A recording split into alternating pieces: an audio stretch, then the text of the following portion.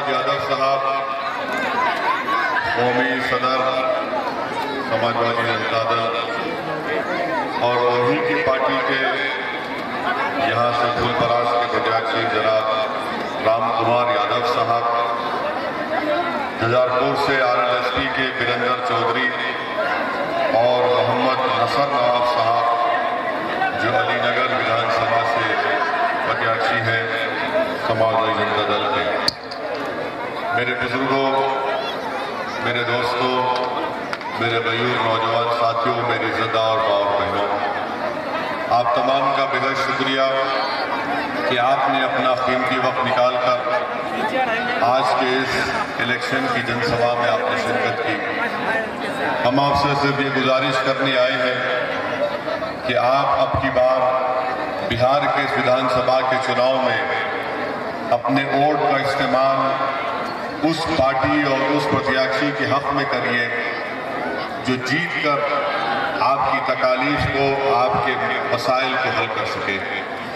आपका ये इलाका साल के 4-5 महीने बाढ़ की वजह से आप लोग परेशान होते हैं। इस विधानसभा में ऐसे 75,000 गांव हैं जहां पानी और बाढ़ की वजह से हजारों की तादाद में लोग परेशान रहते हैं और ये पिछले 30-35 साल से ये मसला चल रहा है। चाहे वो आपका गांव हो, गरगांव हो, भवानीपुर हो, बिनाही हो, परियाई हो, ग्रेवाल हो, बक्सा हो, तोला हो, रामपुर हो, गरगांव पंचायत हो, ये तमाम जब कभी बाढ़ आती है, बाढ़ से आप मुतासर हो जाते हैं। इसीलिए मैं आपसे अपील कर रहा हूं कि खुदा के लिए अपने वोट का सही इस्तेमाल करिए और जब बाढ़ आती है तो ना सिर्फ लोग अपने घर बार को छोड़कर बेघर हो जाते हैं, बल्कि उनको साफ पीने का पानी भी मुहैया नहीं किया जा सकता। इसीलिए इन मुद्दों को सामने रखकर आप अपने वोट का इस्तेमाल करिए। हमारे जो प्रत्याशी हैं राम कुमार यादव साहब, वीरेंद्र चौधरी साहब और नसर नवाब, हम आपसे वादा कर रहे हैं कि अगर आप इनको वोट देकर कामयाब करेंगे तो हम पूरी कोशिश करेंगे कि आपको जो बाढ़ जब आती है उसके ताल्लुक से जो आपको तकालीफ उठानी पड़ती है उसको कैसे दूर किया जा सके। और यकीनन हम आपसे वादा करते हैं कि हम पूरी कोशिश करके आपको इन तकालीफ से छुटकारा दिलाएंगे। दूसरी बात यह है कि आपके इस इलाके में मखना की ज़राअत होती है।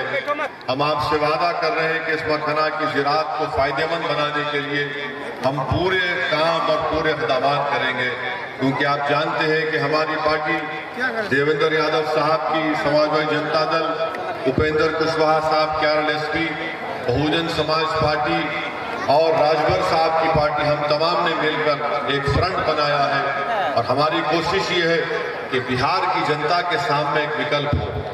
आपने 15 साल RJD को मौका दिया, आपने 15 साल नीतीश कुमार को मौका दिया। कल तक आपको शिकायत थी कि हमारे पास कोई विकल्प नहीं है। आज एक बेहतरीन विकल्प आपके सामने है।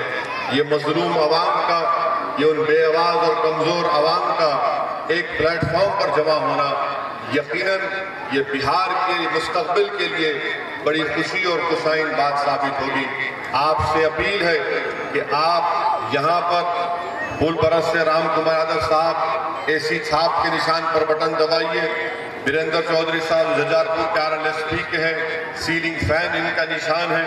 और हमारे भाई नासिर नवाब साहब अलीनगर से जो प्रत्याशी है, इनका भी AC छाप इन निशानों पर अपना बटन दबाकर अपनी इस विधानसभा को विकास के रास्ते पर लेकर जाने की कोशिश करिए।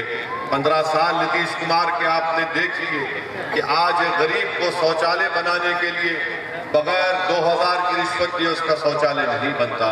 अगर किसी गरीब को प्रधानमंत्री आवास में घर मिलना उसकी कोशिश होती है तो बगैर 20,000 की रिश्वत दिए उसको प्रधानमंत्री में जो उसका आवास में घर नहीं मिलता।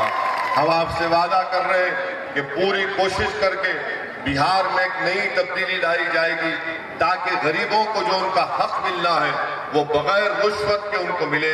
ये ऐसी सरकार हम उपेंद्र कुशवाहा साहब को अपना मुख्यमंत्री बनाकर आपको देना चाहती है।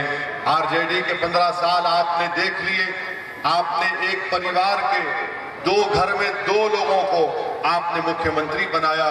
बिहार का क्या फायदा हुआ, बिहारियों का क्या फायदा हुआ? नीतीश कुमार एक शख्स को आपने 15 साल और डाल कर उनको 15 साल आपने बिहार का मुख्यमंत्री बनाया। आप खुद देख लीजिए कि आपके पास यहाँ पर अगर इस फूलपरस में अगर कोई बीमार पड़ता है, कोई अस्पताल नहीं है, मामूली बीमारी के इलाज के लिए आपको पटना लेकर जाना पड़ता है। बताइए, गरीब एक परिवार है, बीमार है और ऊपर से सफर का खर्चा उठाना पड़ता है। बताइए, पटना पहुंचने तक कई लोगों की मौत भी हो जाती है।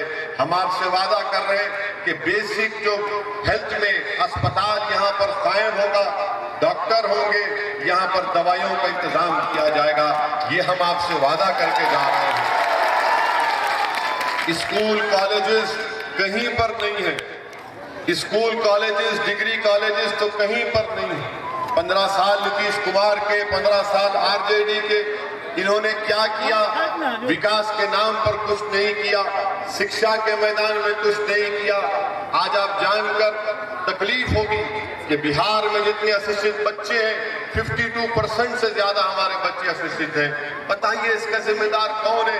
कि ये जिम्मेदारी हम पर और आप पर भी आई होती है कि जब आप वोट डालने जाते हैं तो आपको हर कोई ये कहता है कि वोट डाल दो, हम देख लेंगे, मगर कभी भी ये जो बुनियादी मसाइल हैं इसके ताल्लुक से कोई हल करने के लिए तैयार नहीं है।